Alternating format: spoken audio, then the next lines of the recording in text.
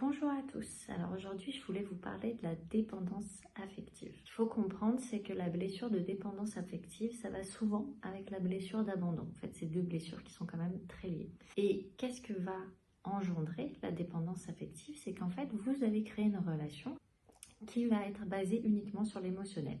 En fait, vous avez un cerveau rationnel, un cerveau émotionnel, et quand vous êtes dans la dépendance affective, c'est comme si vous déconnectiez le cerveau rationnel et que vous ne fonctionnez que dans l'émotionnel.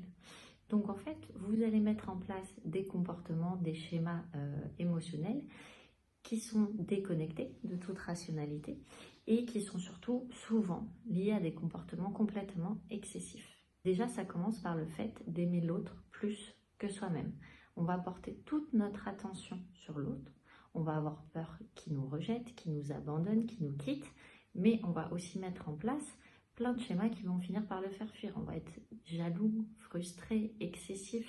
Et qui fait qu'en fait, l'autre, il va prendre peur à côté parce que lui, il se rend bien compte que cette relation manque de rationalité, que c'est beaucoup trop de surcharge émotionnelle. Mais comme vous êtes en plein dedans, vous êtes en train de le vivre et ça vous provoque quand même un mal-être, une tristesse, vous ne vous rendez pas compte en fait que vos réactions sont complètement excessives.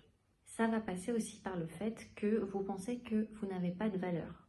En fait, la dépendance affective, tout va dépendre de l'amour que l'autre va vous donner.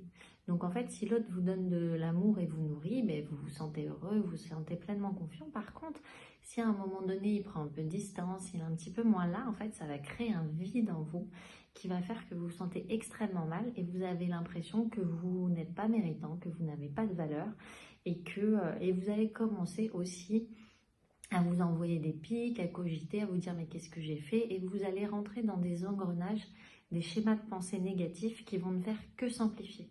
Plutôt que vous dire que voilà, c'est toutes les relations, il y a des hauts, des bas, des petits passages.